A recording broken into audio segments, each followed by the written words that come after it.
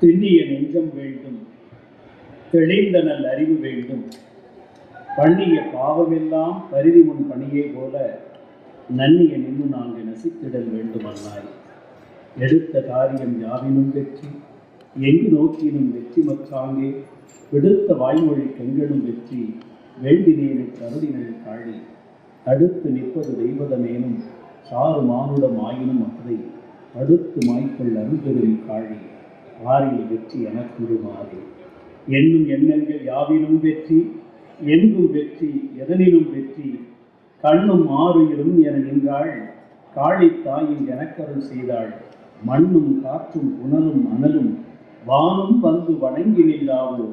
விண்ணுலோ பணி தேவல் செய்யாரோ, வெல்க காளி பதங்கள் என்பாக்கே என்று முழங்கி நமக்கு தொழில் கவிதை. நாட்டிற்கு உழைத்தல், இமைப்பொழுதும் சோராதிருத்தல், உமைக்கினிய மைந்தன் கணநாதன் நம் குடியை வாழ்விப்பான். சிந்தையே இம்மூன்றும் செய் என்று புதுச்சேரி மணக்குள விநாயகரிடத்தில் ஒப்பந்தம் போட்டுக்கொண்டு ஒரு 39 ஆண்டுகளுக்குள் ஒரு பெரிய சகாப்தத்தை முடித்த மகாகவி பாரதியினுடைய பெரும் கனவை எழுத்தாளர்களுக்கும் வாசகர்களுக்கும் இடையில் உறவுகோல் நட்டு ஒரு உயர்ந்த பீடத்தில் வாசகர்களையும் எழுத்தாளர்களையும் சமமாக அமர வைத்திருக்கக்கூடிய ஒரு அரும் பணியை இடைவிடாமல் ஆற்றிக்கொண்டு பொன்விழாவை நோக்கி முன்னேறி கொண்டிருக்கக்கூடிய பப்பாசி சார்ந்திருக்கக்கூடிய அனைத்து நிர்வாகிகளுக்கும் இன்றைக்கு கலைமகளையும் திருமகளையும் எண்ணி நினைக்கிற ஒரு நிலையில் ஒரு அற்புதமான ஒரு பேர் உரையினை எனக்கு பின்னால் நிகழ்த்துவதற்காக ஒளித்திரையில் தன்னுடைய உணர்வுகளை அழகான சித்திரங்களாக அமைத்து தந்திருக்கக்கூடிய நம்முடைய பழனியப்பன் அவர்கள் இருக்கக்கூடிய இந்த அரங்கத்தில் ரத்தின சுருக்கமான ஒரு வரவேற்புரையினை அழகாகவும் எளிமையாகவும் ஒரு அறிமுக உரையும் செய்திருக்கக்கூடிய வரவேற்புரை நிகழ்த்தியவருக்கும் இணைப்புரை வழங்கிய சகோதரிக்கும் காலி இருக்கைகளை தன்னுடைய இதயங்களின் மூலமாக முதலில் அமர்த்திவிட்டு இந்த அரங்கத்தில் வந்து அமர்ந்திருக்க இந்த விழாவின் தலைநாயகர்களாக திகழ்கிற வாசக பெருமக்களுக்கும் ஊடகத்துறை சார்ந்த அன்பர்கள் அனைவருக்கும் என்னுடைய பணிவான வணக்கங்களை அன்போடு தெரிவித்துக் கொள்கிறேன். வெள்ளம் வந்து இன்னும் வடிந்தாலும் கூட துயர் வடியாத ஒரு காலகட்டத்தில் எந்த நிலையிலும் உள்ளத்தினுடைய உணர்வுகள் மங்காமல் இருக்க வேண்டும் என்பதற்காக இந்த புத்தக திருவிழாவினை அடைமழைக்கு நடுவிலும் வெள்ளத்திற்கு நடுவிலும் விடாது நடத்தி கொண்டிருக்கக்கூடிய இந்த அமைப்பாளர்கள் எனக்கு ஒரு தலைப்பு கொடுத்திருக்கிறார்கள். கேட்ட தலைப்பு வேறு, அவர்கள் கொடுத்தது வேறு என்றிருந்தாலும் கூட இது ஒரு வியப்புக்குரிய தலைப்பு தான். கலைமகள் எங்கே இருக்கிறாள்? வழக்கமாக ஆசிரியராக பேராசிரியராக இருக்கிற எங்களுக்கு கேள்வி கேட்டுத்தான் பழக்கம். எங்களையே ஒரு கேள்வி கேட்டு அதற்கு பதில் தேடும்படியான ஒரு வாய்ப்பினை இவர்கள் உருவாக்கி தந்திருக்கிறார்கள். இந்த கேள்வி மெய்யாலுமே பள்ளிக்கு போவதற்கு முன்னால் எனக்குள்ளே எழுந்த கேள்வி. செட்டிநாட்டு பகுதியில் எங்கள் ஊரில் சொல்லிக் கொடுப்பதில் ஒரு சாமிக்கு ஒரு பாட்டு எங்கள் அப்பா சொல்லிக் கொடுப்பார். பிள்ளையாருக்கு ஒரு பாட்டு, முருகனுக்கு ஒரு பாட்டு, சரஸ்வதிக்கு ஒரு பாட்டு. படிக நிறமும் பவள செவ்வாயும் கடிகமழும் தாமரை போல் கையும் துடியிடையும் அல்லும் பகலும் அனவரதமும் துடித்தால் கல்லும் சொல்லாதோ கவி என்று கம்பன் பாடியதான சரஸ்வதி துதியினை, சரஸ்வதி அந்தாதியிலிருந்து ஒரு பாடலை சொல்லிக் கொடுத்து எங்கள் அப்பா சொல்லிக் கொடுத்த பழக்கம். இந்த சரஸ்வதியாக இருக்கிற கலைமகள் எங்கே இருக்கிறாள் என்ற இடத்திலே கேள்வி கேட்ட போது பாரதியார் புத்தகத்தை கொடுத்து இதை படி என்று அவர்கள் சொன்னார்கள். அவர்கள் சொன்ன போது எனக்கு கிடைத்த பதில் வெள்ளை தாமரை பூவில் இருப்பாள். இது நமக்கு பாரதி சொல்லிக் கொடுத்த பாடம். நான் நீச்சல் தெரிந்த பிறகு முதலாக குளத்தில் நீச்சல் அடிக்க கற்றுக்கொண்ட பிறகு தாமரை பூ இருக்கிற குளத்தினை தேடி பிடித்து நீந்தி உள்ளே புகுந்து வெள்ளை தாமரை பூவை பிடுங்கி கொண்டு வந்து கரையிலே வைத்து பிரித்து பார்த்தேன். அதில் சரஸ்வதியை காணும். வெள்ளை தாமரை பூவில் இருப்பாள் என்று பாரதி சொன்னதாக அதைத்தான் இருக்கிறார் என்று சொல்லிக் கொடுத்திருக்கக்கூடிய தந்தையாரிடத்தில் கேட்டேன். நீங்கள் சொன்னது பொய், இந்த வெள்ளை தாமரை பூவில் எங்கே சரஸ்வதி இருக்கிறாள் என்று கேட்டேன். நீ பாரதியார் பாட்டை ஒழுங்கா மறுபடியும் படின்னு சொன்னார். மறுபடியும் எடுத்து படிக்கிற பொழுதுதான் பொருள் புரிந்தது. வெள்ளை தாமரை பூவில் இருப்பாள் இருக்கிறாள் நான் சொன்னேன், அவர் இருப்பாள் தான் நான் சொன்னேன். இப்ப அவ இங்கே இல்லை. இப்ப எங்க போயிட்டா? அவ வீணை செய்யும் குழலினில் உள்ளாள். இப்படி ஒரு பட்டியல் போடுகிறார். எடுத்த உடனேயே எல்லோருடைய உள்ளத்திலும் பதிவது போல பாரதியுடைய ஒரு அற்புதமான படைப்பு என்ன தெரியுமா? எல்லா சமயத்தையும் ஏற்றி எல்லா கடவுளையும் ஒன்றாக்குவது போல பாடிவிட்டு ஒரு நிமிடத்தில் அந்த கடவுளை காணாமல் செய்துவிட்டு அந்த இடத்தில் மனித முயற்சியை கொண்டு வந்து நிறுத்துவது பாரதியுடைய ஒரு அர்த்தம். அவர் சொல்லுகிறார், வெள்ளை தாமரை பூவில் இருப்பாள், அப்புறம் வீணை செய்யும் ஒலியினில் இருப்பாள். எங்கே இருக்கிறாள் இல்லை, எப்பொழுதெல்லாம் ஒத்திசைந்து அவள் இசைக்கிறாளோ அப்பொழுதெல்லாம் அவள் இருப்பாள் என்று பதில் சொல்கிறார். கொள்ளை இன்பம் புலவு கவிதை கூறுபவர்களின் உள்ளத்தில் இருப்பாள். உள்ளதாம் பொருள் தேடி உணர்ந்தே ஓதும் வேதத்தின் இன்றொழிவாள் என்று இந்த சமயங்கள் சொல்லுகிற இந்து மதத்தினுடைய ஒரு கூறாக இருக்கக்கூடிய ஒரு பகுதியில் இருந்து இந்த சரஸ்வதி பற்றி சொல்லுகிற செய்திகளை எல்லாம் சொல்லிவிட்டு இதிலெல்லாம் சரஸ்வதி இருப்பாள்.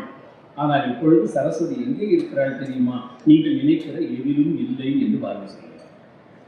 எனக்கு தேடுகிற கேள்வியில் மற்றவர்கள் சொல்லுகிற பதிலை விடவும் பாரதி காட்டுகிற பதில் தெளிவாக இருக்கிறது.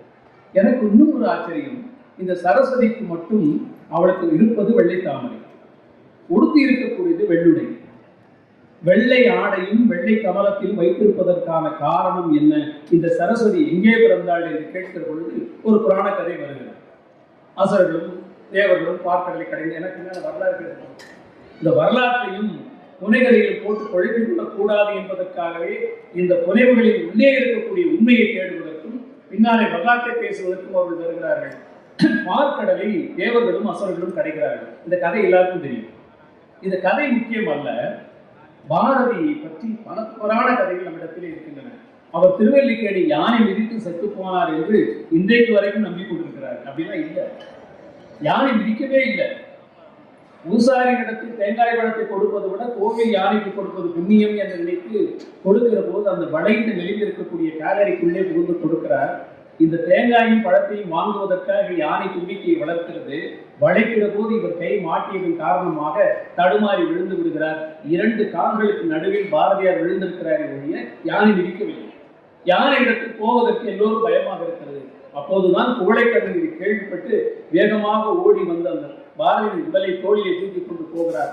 நல்ல வேளை அவர் தலைப்பாகை கட்டியிருந்ததனால் எந்த ஆபத்தும் இல்லை என்று பதிவு செய்கிறார். அதற்கு பின்னர் பல நாட்கள் அவர் பணி செய்கிறார், பத்திரிகை பணி செய்கிறார். இறுதியாக ஈரோடு கருங்கல் பாளையத்தில் பேச போகிறார். கருங்கல் பாளையத்தில் பேசுகிற தலைப்பு மனிதனுக்கு மரணம் இல்லை, அது விஷயம் அல்ல. அங்கு பேசுவதற்காக ஒரு நிகழ்ச்சிக்கு காத்திருக்கிறார். பேச்சாளர்களை அழைத்து வருவதற்கு ஒரு கல்லூரி மாணவர் வந்திருக்கிறார். இந்த நிகழ்ச்சி தொடங்குறதுக்கு ஒரு 1/2 மணி நேரம் கிட்ட அவர் கேட்கிறாரு, இந்த பார்க்கடல் கடைஞ்ச கதை தெரியுமா தம்பி உனக்குன்னு கேட்கிறாரு. கல்லூரி மாணவன் எந்த காண்டாலும் அந்த காலத்துல இந்த கதைகள் எல்லாம் பொய் என்று நம்புகிற காலத்தில் அவர் சொன்னார், அசுரர்களும் தேவர்களும் சேர்ந்து பார்க்கடலை கடைந்தார்கள். கடைகிற போது முதலில் விஷம் வந்தது, அது சிவபெருமானுக்கு போனது, அமுதம் வந்தது, அதில் தான் சரஸ்வதி தோன்றினாள், லட்சுமி தோன்றினாள் என்று இந்த கதைகள் எல்லாம் சொல்லிவிட்டு சொன்னார், இந்த கதைகள் எல்லாம் கற்பனை, பொய். ஆனால் இந்த கதைக்கு பின்னாலே இருக்கக்கூடிய உண்மையை நீ புரிந்து கொள்ள வேண்டும். எதுவாக இருந்தாலும் அறிவின் மூலமாக கடைந்து தேடுகிற பொழுது நன்மையும் தீமையும் தோன்றும். நன்மையை எடுத்துக்கொண்டு தீமையை விட வேண்டும் என்கிற ஆராய்ச்சிக்கு சொல்லப்பட்ட கதை இந்த கதை என்று சொல்கிறார். அப்ப கலை எங்கே இருக்கிறது என்றால், உண்மையை தேடி ஆராய்ச்சி செய்கிறவர்களுக்கு தலைவர்களாக இருக்கிற சரஸ்வதியும் தோன்றுவாள், செல்வத்தை சேர்க்கக்கூடிய உழைப்பினுடைய தெய்வமாக இருக்கக்கூடிய திருமகளும் தோன்றுவாள் என்று சொல்வதற்கு சொல்லுகிற குறியீட்டு கதைதானே இது ஒழிய இந்த புராண கதை உண்மை என்று நம்பிவிட வேண்டாம் என்று சொல்லிவிட்டு இந்த கதையை சொல்லுகிறார். இப்பொழுது என்னுடைய கேள்வி, மாணவரிடத்திலே நான் கேட்பது, வெள்ளை தாமரை பூவில் இருக்கிறாள் என்றும் சிவப்பு தாமரையை திருமகளுக்கு சொல்வதற்கும் காரணம் என்ன தெரியுமா? கலை என்பது கல்விஷம் இல்லாமல், திருட்டுத்தனம் இல்லாமல், வெள்ளை மனத்தோடு யார் எழுதுகிறானோ, உண்மையை சொல்லுகிறானோ, அவன் நாவில் சரஸ்வதி குடியிருக்கிறாள், அவள் எழுத்தில் அவள் இருக்கிறாள் என்பதனாலேதான் பாரதி அந்த வெள்ளை கலை கொடுத்து வெள்ளை பணி கொண்டு அவள் இருக்கிற தோற்றத்தை சொல்லுகிறாள். பாரதி என்ன சொல்லுகிறார்? கள்ளம் இல்லாதவரின் உள்ளத்தின் உள்ளே இருப்பவள் சரஸ்வதி. திருட்டுத்தனம் இல்லாமல், பொய் சொல்லாமல் எவன் எண்ணுகிறானோ அவனுடைய உள்ளத்தில் இருப்பவள் இந்த கலைமகள். வெள்ளை தாமரை பூவில் இருப்பாள், வீடு செய்யும் ஒலியில் உள்ளாள் என்று சொல்லிவிட்டு அந்த கலைமகள் எங்கே இருக்கிறாளாம்? மக்கள் பேசும் மழலையில் உள்ளாள். வேறெதுவும் தேட வேண்டாம், உங்கள் குழந்தைகள் பேசுகிற மழலை மொழி இருக்கிறதே, அதில் சரஸ்வதி குடியிருக்கிறாள். ஜெயகாந்தன் சொன்னார், இந்த மக்கள் பேசும் மழலை என்பதை உங்கள் குழந்தைகள் பேசுகிற மழலை என்று எடுத்துக்கொள்ளாதீர்கள், பொதுமக்கள் பேசுகிற பேச்சு மொழி இருக்கிறதே, அதில் தான் சரஸ்வதி இருக்கிறாள் என்று சொன்னார். ஒரு முறை மதுரையிலே இலக்கியத்தை பற்றி பேச்சு வருகிற போது சொன்னார்கள், எழுத்து நடை பேச்சா அல்லது அளவுக்கீழாக இருக்கக்கூடிய மக்கள் பேசுகிற பேச்சா, இது கொச்சை மொழி என்று எல்லோரும் கூறினார்கள்.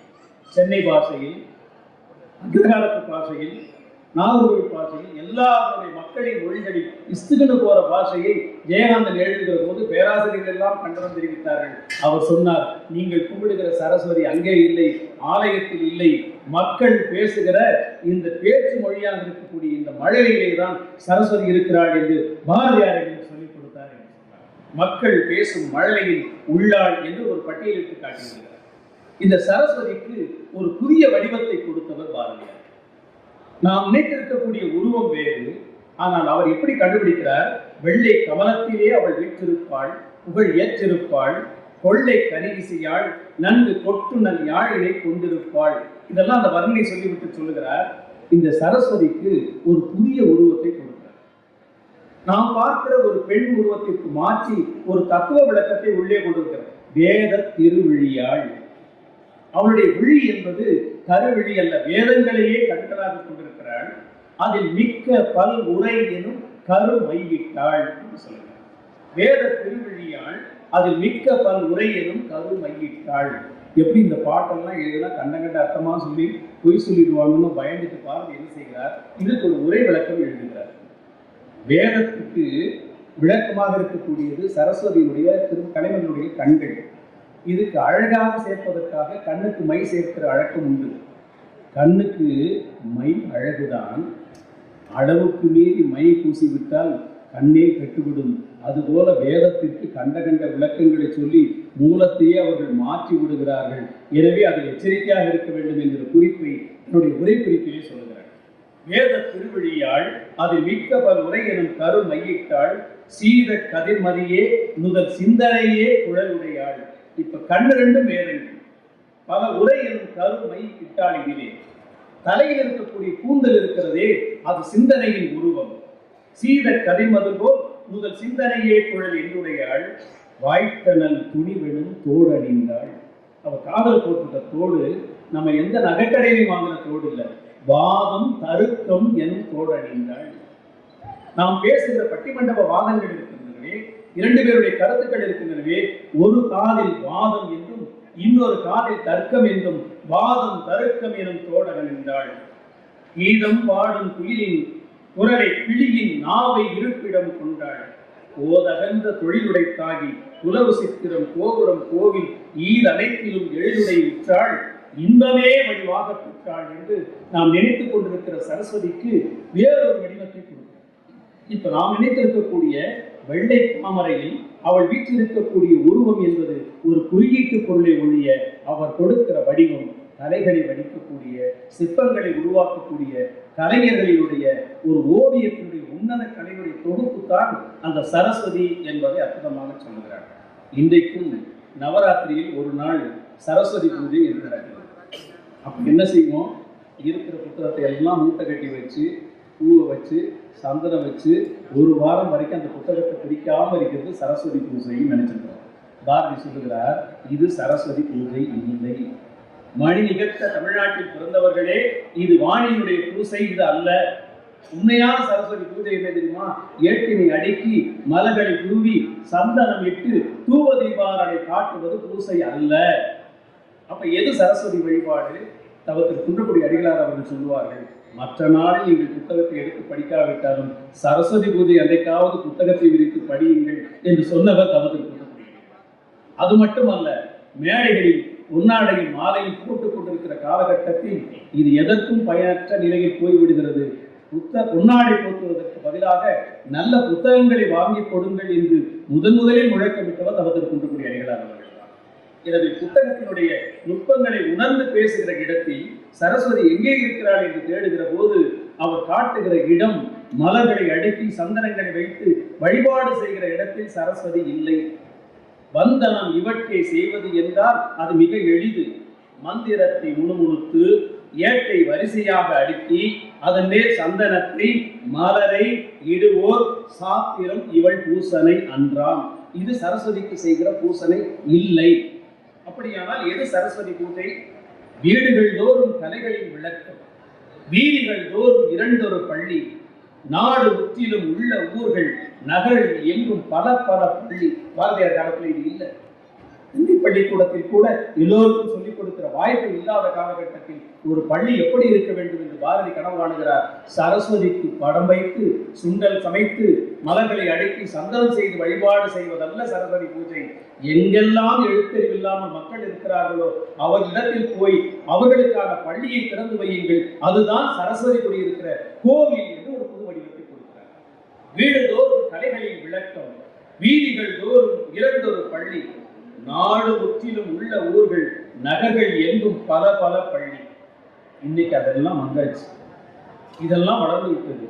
ரொம்ப கொடுமை என்னவென்றால், நகரத்தில் இருக்கிற ஆசிரியர்கள் அரசு பள்ளிகளுக்கு கிராமங்களை நோக்கி வருகிறார்கள். கிராமங்களில் இருக்கிற பிள்ளைகள் எல்லாம் நகரங்களை நோக்கி கொத்து கொத்தாக அள்ளி கொண்டு போகிற கொடுமையை பார்க்கிறார். மக்கள் பேசும் மழலை உள்ளாள் என்று பாரதி சொல்லுகிறார். இன்றைக்கு எந்த குழந்தை மழலை பேசுகிறது?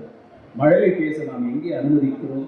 வாயை திறந்து அம்மா என்று சொன்னால் அந்த தாய் அடைகிற துக்கம் உலகத்தில் வேற எதுவும் இருக்காது. இத்தனை லட்சம் ரூபா கொடுத்து சீட்டு வாங்கி எல்கேஜியில் சேர்த்ததுக்கு அம்மானு சொல்றியா சனியனேன்னு அடிச்சுட்டு மம்மின்னு சொன்னால்தான் மகிழ்ச்சி அடைகிற தலைமுறை இருக்கிற போது சரஸ்வதி எங்கே புரியுது? சிந்தனை எங்கே இருக்கு? தாய்மொழியில் சிந்திக்கக்கூடிய கல்வி இல்லை என்றால், அதனாலேதான் பாரதி சொன்னார், இங்கு கற்றுக் கொடுக்கிற கல்விகள் எல்லாம் கல்வி என்று நம்பாதீர்கள், இது விளம்பர சூது, இது ஏமாற்று. இதை சொல்லுவதற்கு அவர் அனுபவிக்கிறார். திருநெல்வேலியை கொண்டு போய் இவரை படிப்பதற்கு ஒரு அப்பா சேர்க்கிறார். அதை பற்றி அனுபவத்தில் சொல்லுகிறார். நெல்லை ஊர் சென்று அவ்வூணர் கலைக்கிற நேரு மாறு என எந்தை விடுத்தனன். இது எப்படி இருக்கு தெரியுமா? ஒரு புலிக்கு முன்னாலே புல்லை வைத்துக் கொண்டு நீ திண்ணி என்று சொல்வது போல இருக்கிறது. பிராமண குலத்தில் தோன்றி இருக்கக்கூடிய அவரை கொண்டு போய் ஆடு உரித்திருக்கக்கூடிய அந்த புலாக்கடைகளை கொண்டு போய் விட்டால் எப்படி இருக்கும் என்று சொல்லிவிட்டு சொல்லுகிறார். இதனாலே என்ன நடந்தது தெரியுமா? செலவு தந்தைக்கு 1000 சென்றது. அப்பவே இப்ப எத்தனை லட்சம் கணக்கு போட்டுருங்க. குழந்தை பிறப்பதற்கு முன்னாலேயே எல்கேஜிக்கு அட்மிஷன் வாங்கிட்டு தான் கல்யாணமே பண்ண வேண்டிய கட்டாயத்துக்கு வந்து எத்தனை லட்சம் எத்தனை கோடி போகுதுன்னு தெரியல. பாரதி காலத்தில் சொல்லுகிறார், செலவு தந்தைக்கு 1000 சென்றது. என்ன லாபம் தெரியுமா? தீது எனக்கு 10,000 என்றது. செலவு தந்தைக்கு 1000 சென்றது, தீது எனக்கு 10,000 நேர்ந்தது. நலம் ஓர் எள் துணை அளவன் காண்கிறேன், இந்த இடத்தில் இல்லை 40,000 கோயிலில் நான் சத்தியம் செய்து சொல்றேன் சொல்கிறேன். 40,000 கோயிலில் நான் சத்தியம் செய்து சொல்கிறேன். இந்த ஆங்கில பள்ளியில் நான் புகுந்து கற்றுக்கொண்டிருக்கிற பாடத்தினாலே எனக்கு தீது சேர்ந்தது. நெல்லை ஊர் சென்று ஊனர் கலைக்கிற நேருமாறு என் தந்தை விட்டதனால் செலவு பல நேர்ந்தது. தீமை எனக்கு 10,000 நேர்ந்தது. நலம் ஓர் எள் துணையில் தேர்ந்திலே.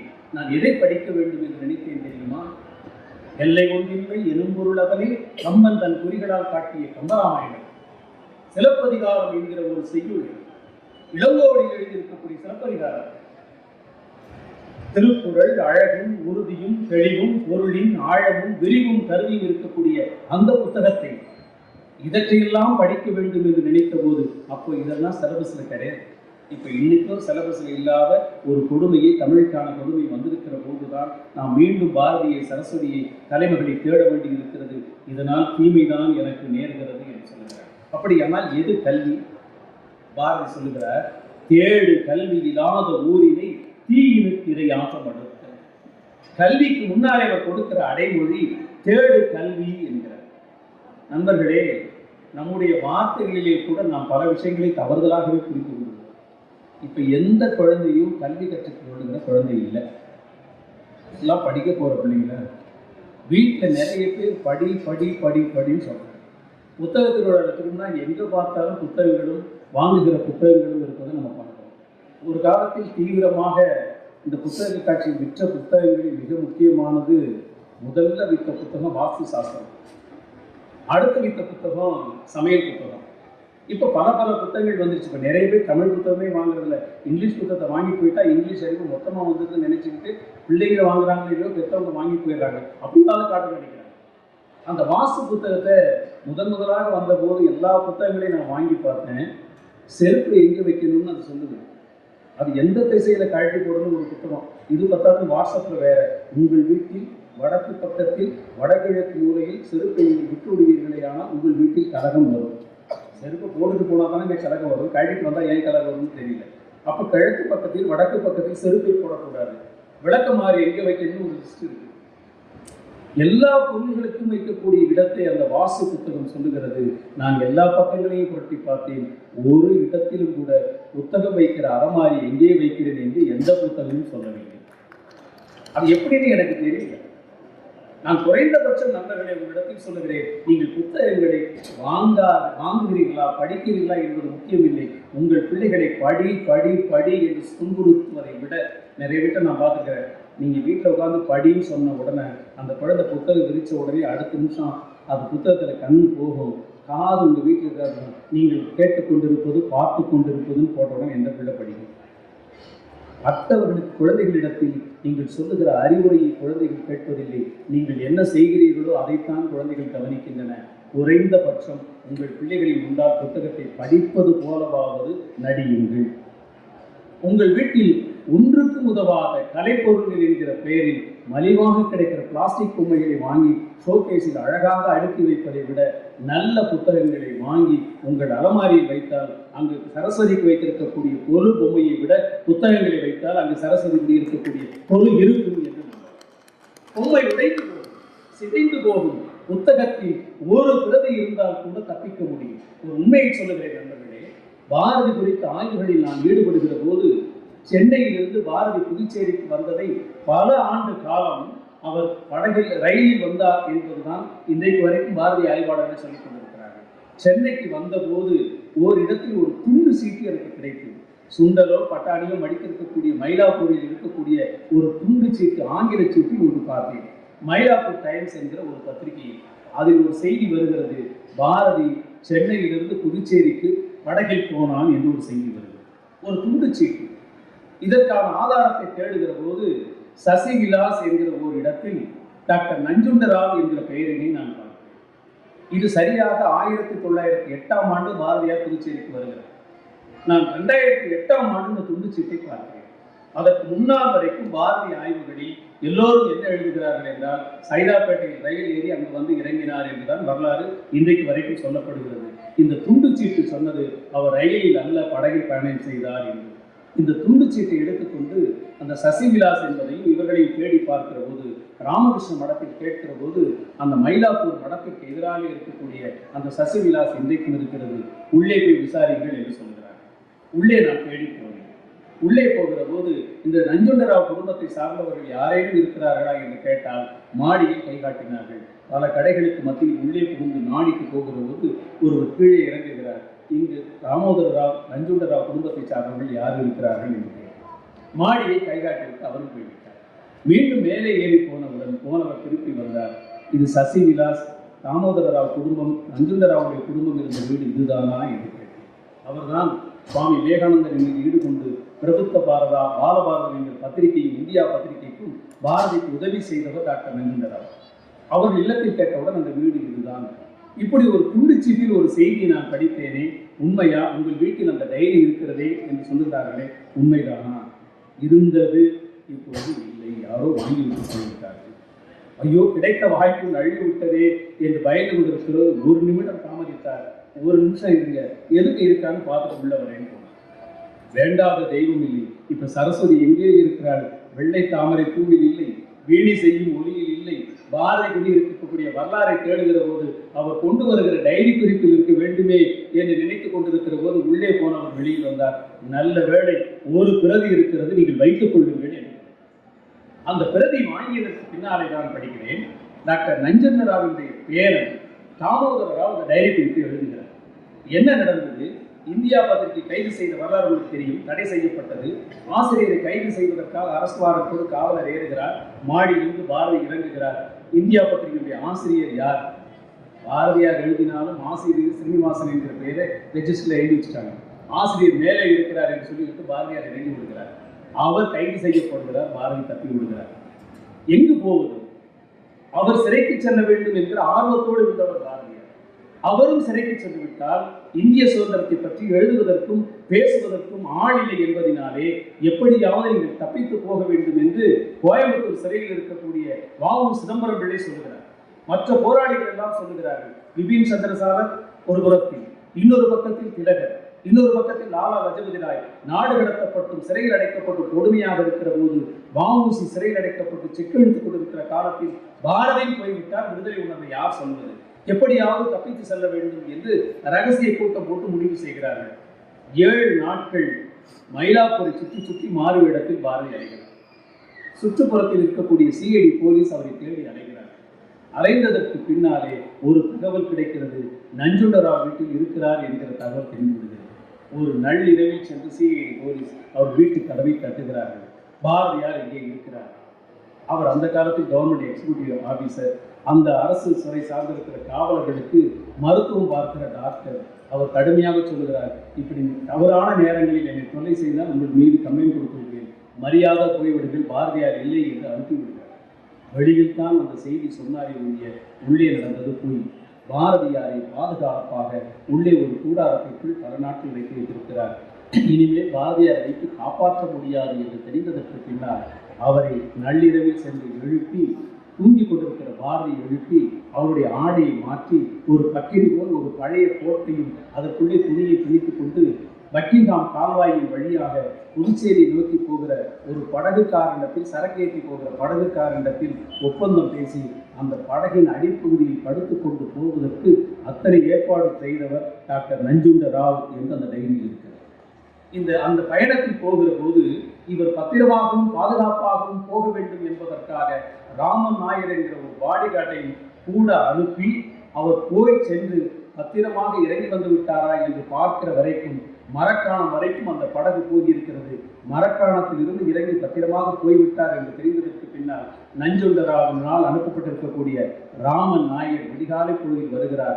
அந்த இரவு முழுக்க தூங்காமல் அவர் வருகிற வரைக்கும் என் தாத்தா காத்திருந்ததை நான் பார்த்தேன் என்று தாமோதரராவ் எழுதியிருக்கக்கூடிய அந்த டைரி குறிப்பு ஒரு உண்மையை சொல்லுகிறது. அது எத்தனை பிரதி வந்தது என்று தெரியாது. அந்த ஒரு பிரதி வரலாற்று புதிதாக சொல்லுகிறது. இப்பொழுது நண்பர்களே, மனோன்மணியின் சுந்தரனார் எழுதியிருக்கக்கூடிய அற்புதமான தமிழ்த்தாய் வாழ்த்து பாடலை நாம் அறிந்திருக்கிறோம்.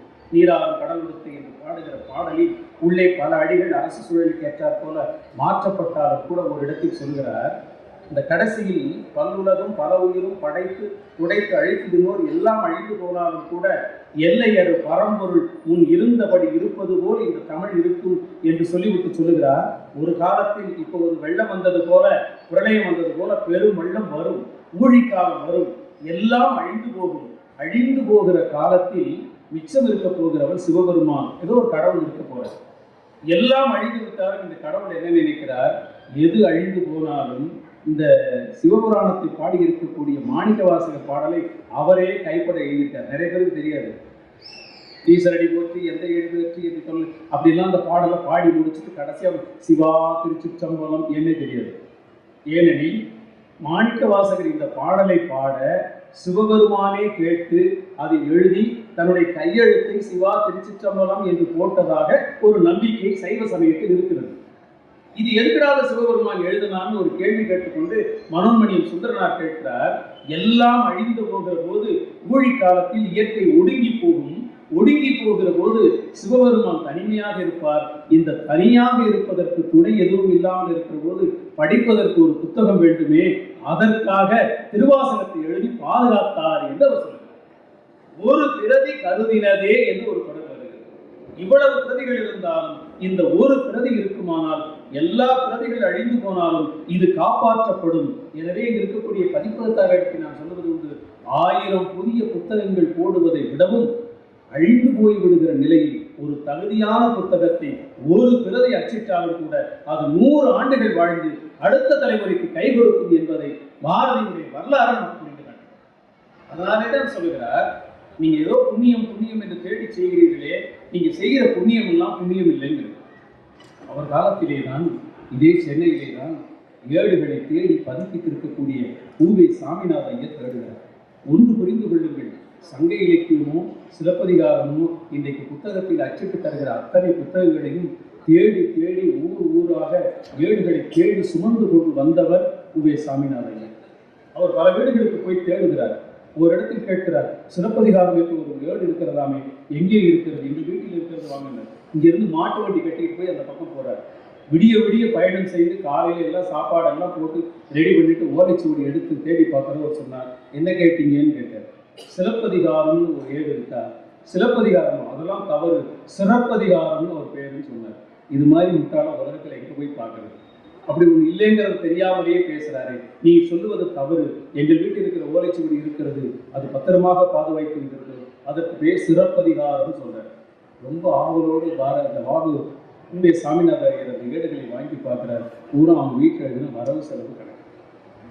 இதுதான் பெரிய ஓலைச்சுவடி என்று நிறைய பேர் வைத்து ஏமாற்றினார். அந்த ஓலைச்சுவடிகளை நம்பி ஊராக தேடினார். நொந்து போய் எழுதுகிறார் உண்மைசா அவர்கள். இந்த நாட்டில் ஒரு மூடத்தனமான ஒரு தன்மை இருக்கிறது. ஆடி 18ஆம் இருக்கு, நாளைக்கு அதே மாதிரி போகி பண்டிகை வருது. வீட்டில் இருக்கிறதெல்லாம் போட்டு கொடுத்தீங்க, இருக்கிற மாசு பத்தாலும் எல்லாத்தையும் போட்டு கொடுத்துற ஒரு தன்மை இருக்கும். அப்படி எல்லாத்தையும் கொடுத்துவது போல் அந்த காலத்தை ஆடி 18ஆம் வருகிற போது என்ன செய்வார்களாம்? வீட்டில் இருக்கிற ஓலைச்சுவடிகளை எல்லாம் கொண்டு போய் ஆற்றிலே போடுவார்கள். மிச்சம் இருக்கிற ஓலைச்சுவடிகளை இந்த ஹோமம் நடக்கிறவர் என்ன செய்கிறாராம்? நெய்யிலே தோய்த்து அப்படி ஒவ்வொரு அக்னிகுண்டத்திலும் அட பாவிகளா எதுவே செய்கிறார். இப்படி அழிந்து போன ஓலைச்சுவடிகளுக்கு மத்தியில் புறநானூற்றையும் சங்க இலக்கியங்களையும் தேடி தொகுத்திருக்கிற அவர் ஒவ்வொரு இடங்களாக தேடுகிற போது சிலப்பதிகாரத்தினுடைய ஏடு எங்கே இருந்து இருக்கிறது என்று தேடி பார்க்கிற போதுதான் அது குன்றக்குடி திருமணத்தில் இருக்கிறது என்று தெரிந்து கண்டுபிடித்து அவற்றை எழுதுகிறார். தமிழ்நாட்டிற்கு சிலப்பதிகாரத்தையும் மணிமேகலையும் மூலக்கருதி தவறில்லாமல் கொடுத்த பெருமை குன்றக்குடி அடிகளார் ஆட்சி செய்திருக்கக்கூடிய குன்றக்குடி திருமணத்திற்கு தான் உண்டு. அவர் தேடி கண்டுபிடித்து இப்படி ஒவ்வொன்றையும் தேடி தேடி தேடி தொகுத்து கொடுத்திருக்கக்கூடிய இடத்திலே தான் சிலப்பதிகார ஏடு வருகிறது. சீவன் சிந்தாமணி தொகுக்கப்படுகிறது. எல்லாம் தொகுத்து வெளியிட்டிருக்கிற காலத்தில் சிலப்பதிகாரம் மணிமேகலையும் வந்தபோது பாரதி சந்தோஷப்பட்டு எழுதுகிறார். பெருமக்களே, தாய்மார்களே, நீங்கள் செய்ய வேண்டிய புண்ணிய காரியம் என்ன தெரியுமா? நீங்கள் அன்னசத்திரங்கள் 1000 வைப்பதினாலே எந்த புண்ணியமும் இல்லை. ஆயிரக்கணக்கான ரூபாய், கோடிக்கணக்கான ரூபாய் செலவு செய்து கோவில் எழுப்புவதனாலே எந்த புண்ணியமும் இல்லை. இந்த புண்ணியங்களை எல்லாம் விட தலை சிறந்த புண்ணியம் என்ன தெரியுமா? அழிந்து போகிற ஏடுகளை பாதுகாத்து கொடுக்கின்ற ஒரு பெரும் புண்ணியம் இருக்கிறதே, உருவேசா செய்திருக்கிறாரே, இந்த புண்ணியம் தான் பெரும் புண்ணியம் என்று அவர் பாரதி எழுதி காட்டிவிட்டு உருவேசாவை பாராட்டுகிறார். இது நடந்தது புதுச்சேரி. புதுச்சேரியில் பாரதியார் இருக்கிற போது அவர் படித்த மாதித்தா இந்து பள்ளியினுடைய ஆண்டு விழா வருகிறது. அந்த பள்ளி கட்டடத்துக்கு நிதி சேர்க்க வேண்டும் என்று அந்த ஓல்டு ஸ்டூடெண்ட், பழைய மாணவர்ங்கிறதுனால நீங்கள் உலக புகழ்பெற்ற கவிஞராக நீங்கள் மாறிவிட்டீர்கள், எங்கள் ஸ்கூலில் படித்தவர் எங்க நெல்லை ஊர் சென்று ஊனத்துறை கிடைக்கும் நேருமாறு கொடுத்தது சத்தியம் பண்ணாரே, 1000 தீமை வந்தது என்று அந்த பள்ளியினுடைய தாளாளர்களும் படித்தவர்கள் வந்து கேட்கிறார்கள், எங்கள் பள்ளியினுடைய நம்முடைய பள்ளியின் பெருமையை நீங்கள் பாராட்டி ஒரு கவிதை எழுதினால் அந்த கவிதையை வைத்து நாங்கள் நிதி சேகரித்து விடுவோம் என்று பாண்டிச்சேரிக்கு பாரதி இருக்கிற இடத்தில் தேடி வருகிறார். பாரதியார் அதற்காக எழுதிய பாடல் தான் வெள்ளை தாமரை பூவில் இருப்பாள். பாரதியார் கவிதைகளை நண்பர்களே ரொம்ப கவனமாக படிக்கும். நிறைய பாடல்களை, பக்தி பாடல்களையும் வேதாந்த பாடலை கொண்டு போய் சேர்த்து பாரதியாருக்கு வேறொரு வண்ணத்தை பூசிட்டார். பாரதி எழுதுகிற வேதாந்தம் என்பதும் பாரதி எழுதுகிற பக்தி பாடல்கள் என்பதும் புராண கதைகளை மீண்டும் நிவர்த்தி செய்கிற அந்த கதைகள் அல்ல. கடலினை தாவுவோர் குரங்கும் கடலினை குடித்த குடமுனியுடைய கதைகள் எல்லாம் வெறும் புராணங்கள் கதைகள் மிக நல்லதேனும் அவை கட்டுக்கதைகள் என்று சொன்னவர் பாரதியார். அந்த கட்டுக்கதைகளை நம்புவதற்கு அப்பால் உண்மையை சொன்னார். இவ்வளவும் தேடிக்கொண்டு வந்து தொகுக்கிற அந்த புத்தகங்களை தேடிக்கொண்டு வருகிற அந்த பணியை செய்துவிட்டு அந்த பள்ளிக்கூடத்திற்கு எழுதிய விளக்கம்தான் சரஸ்வதி எங்கே இருக்கிறார் என்று எழுதினார். வெள்ளை தாமரை பூவில் இருப்பாள், வீணி செய்யும் ஒளியினை உண்டார் எல்லாம் சொல்லிவிட்டு, இனிமேல் இந்த கலைகளையும் இடங்களையும் பூஜை செய்வதும் பொருத்தமல்ல, கேடு கல்வி இல்லாத ஊரிலே தீயினுக்கிரையாக மடுத்தல், கேடு வேர்க்கும் அமுதமின் நன்னை கேள்மை கொள்ள வழிகள் இங்கு கேள்வி என்று சொல்கிறார். இதை போட்டு வசூல் பண்ணாத ஊரே கிடையாது. நிதி மிகுந்தவர் காசுகள் தாரி, நிதி மிகுந்தவர் பொக்குவை தாரி, நிதி குறைந்தவர் காசுகள் தாரி, அதுவும் மற்றவர் நல்லா இருக்கிறது வாய்ச்சொல் அறிவியல். சரஸ்வதிக்கு பூஜை என்ன தெரியுமா? இந்த கல்வி நிறுவனங்களை மக்களுக்கு கல்வி கற்றிருக்கக்கூடிய நிலையங்களுக்கு பணத்தை அள்ளி கொடுங்கள். முடியாதவர்கள் காசு கொடுங்கள். எதுவும் முடியாதவர்கள் நல்ல வாய் சொல்லாவது சொல்லுங்கள். வலிமையானது உடல் உழைப்பை செய்யுங்கள். அந்த பள்ளிக்கூடத்தில் ஒரு பெரிய லிஸ்டே கொடுக்கிறார். எல்லாம் சொல்லிவிட்டு அவர் சொல்லுகிறார், இனிமேல் செய்ய வேண்டியது என்ன தெரியுமா? இன்னதும் கனி சோலைகள் செய்தல், இனிய நீர்த்தன் சுனைகள் ஏற்றல், அன்ன சத்திரம் 1000 நாட்டல், ஆலயம் 10,000 நாட்டல், அன்னை யாவினும் புண்ணியம் கோடி ஆங்கு ஓர் ஏழைக்கு எழுத்தறிவித்தல் என்று வார்த்தை. சரஸ்வதி எங்கே இருக்கிறாள் என்றால், நீங்கள் வழிபாடு செய்கிற சிலைகளில் கோவில்களில் இல்லை, எழுத படிக்க தெரியாத ஒருவரிடத்தில் சொல்லிக் கொடுக்கக்கூடிய வாக்கில் இருந்து சரஸ்வதி வெளிப்படுகிறாள். ஒன்றை சொல்லி நான் நிறைவு செய்கிறேன். பாரதியுடைய கவிதைகள் படிக்கிற அளவிற்கு பாரதியுடைய உரைநடைகளை தயவுகூர்ந்து உங்கள் குழந்தைகளிடத்திலும் நீங்களும் எடுத்து படியுங்கள். பாரதி கவிதைகள் இல்லாத அற்புதமான விளக்கங்கள் உரைகளில் இருக்கிறது. சரஸ்வதி பூஜை உண்மை வழியில் பாரதி எழுதுகிறார். சொல்லை சாதாரணமாக நினைத்து விடல் ஆகாது. பாரதி சொல்றார், சொல்ற வார்த்தையை சாதாரணமாக நினைக்காது. வார்த்தையிலும் சொல்லை சாதாரணமாக நினைத்து விடாது. உண்மை சொல் சேம மந்திரமாகும், பொய் சொல் அழிந்து விடும். வெள்ளை கலை உடுத்து வெள்ளை பணி கொண்டு வெள்ளை கமலத்தில் வீற்றிருப்பாள் என்று சொல்லுகிறார்களே, இவள் அறிவை தனக்குள்ளே ஞான வெள்ளமாக காணுகிறாள். இவள் பூஜைக்கு என்ன வழி தெரியுமா? இவளுடைய பூஜைக்கு முக்கியமான வழிகள் என்ன தெரியுமா? தயவு செய்து இந்த அரங்கத்தில் கேட்டுக்கொண்டிருக்கிற மக்களே, சரஸ்வதி பூஜையில் நாம் செய்ய வேண்டிய புதிய பூஜைக்கான வழியை பாரதி சொன்னதை உங்களிடத்தில் சொல்லுகிறேன். இவளுக்கு செய்ய வேண்டிய பூஜை என்ன தெரியுமா? தான் எப்போதும் எவ்விடத்திலும் உண்மை சொல்லுதல். நடக்குமா? எப்போதும் எவ்விடத்திலும் உண்மை சொல்லுதல், இதுதான் சரஸ்வதிக்கு செய்கிற பூஜை.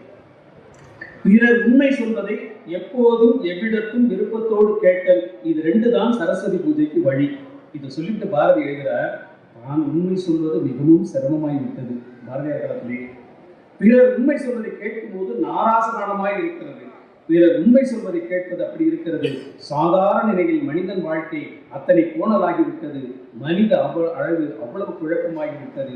எனவே இந்த சரஸ்வதியின் மீது யாரெல்லாம் என்ன செய்கிறார்கள் என்று ஒரு பட்டியல் எழுதுகிறார். இலக்கியக்காரர்களுக்கு இதுதான் குலதெய்வம். புத்தகம் விற்பவர்களுக்கும் எழுதுகிறவர்களுக்கும் வாங்கி படிக்கிறவர்களுக்கும் அவரவர்களுக்கு வீட்டில் குலதெய்வம் இருக்கலாம். ஆனால் படிப்பவர்களுக்கெல்லாம் குலதெய்வம் எது என்றால் அது சரஸ்வதி. இதுதான் குலதெய்வம். அவர் இதனை சுடர் செய்து உண்மையுடன் போற்ற வேண்டும். இந்த கவிஞர்களுக்கெல்லாம் அவர் சொல்லுகிறார், எதுகை மோனைகளுக்காக சொல்ல வந்த பொருளை மாற்றி சொல்லும் பண்டிதன் சரஸ்வதி கடாட்சத்தை இழந்து விடுவான். அவனுக்கு சரஸ்வதி கடாட்சம் சம்பந்தம் கிடையாது. யமகம் பிரிவு முதலிய சித்திரக்கட்டுக்களை விரும்பி சொல்லுக்கு தக்கபடி பொருளை திரித்து கொண்டு போகும் கயிறு பின்னி புலவன் வாணியின் திருமேனியை நோகும்படி செய்கிறார். அவசியமில்லாத அடைமொழிகள் கோப்போம். யாரும் சொல்ல வேண்டாம், உங்களுக்கு புரியும். அவசியமில்லாமல் அடைமொழிகள் கோப்போம் அந்த தெய்வத்தின் மீது புழுதியை சொருகின்றான். உலகத்தாருக்கு பொருள் விளங்காதபடி இலக்கியம் செய்வோம் அந்த சக்தியை கரி துணியினாலே மூடிவிடுகின்றான். வெள்ளை கரை உடுத்து அவள் வெள்ளைக்கரை ஒடுக்குவதில்லை. மனமறிந்த உண்மைக்கு மாற சொல்லும் சாஸ்திரக்காரனும் பாட்டுக்காரனும் சரஸ்வதிக்கு நிகரில்லாத பாதகம் செய்கின்றார்கள். இலக்கியத்துக்கு தெளிவும் உண்மையிலே உயிரினலாம். இந்த உயிருடைய வாக்குத்தான் அருள் வாக்கு. வேதாந்தம் சொல்லுகிற பாடல் ஒன்று உண்டு. தெளிவுறவே அறிந்திடுதல், தெளிவு தர மொழிந்திடுதல், சிந்திப்பார்க்கே களி வளர உள்ளுருக்கு ஆனந்த கனவு பல காட்ட, கண்ணீர் துளி வளர ஒளி உள்ளுருக்குதல், இவை அனைத்தும் ஒளி வளரும் தமிழ்வாணி உன்னுடைய செயல்கள் அல்லவா? ஒரு நல்ல புத்தகத்தை எடுத்து படித்து பார்த்தால் எழுத்தாளனும் வாசகனும் இரண்டர கலந்து அந்த புத்தகத்துக்குள்ளேயே கரைந்து கண்ணீர் விடுகிறோமே, மகிழ்ச்சியாக சிரிக்கிறோமே. அப்படி எழுதுகிற போது வெள்ளை தாமரையில் இருக்கிற சரஸ்வதி நம் உள்ள தாமரையிலிருந்து நல்ல வாக்குகளை தருவாள். எனவே சரஸ்வதியை தேடி கோவிலிலும் குளங்களிலும் தாமரை கோவிலும் தேடுவதை விட நல்ல புத்தகங்களுக்கு நடுவில் அறிவை தருகிற ஞானத்தை தேடுகிற போது சரஸ்வதி அங்கே தோன்றுவாள் என்று சொல்லி நல்ல வாய்ப்பினை வழங்கி அனைவருக்கும் நன்றி நிறைவு செய்கின்றேன். நன்றி.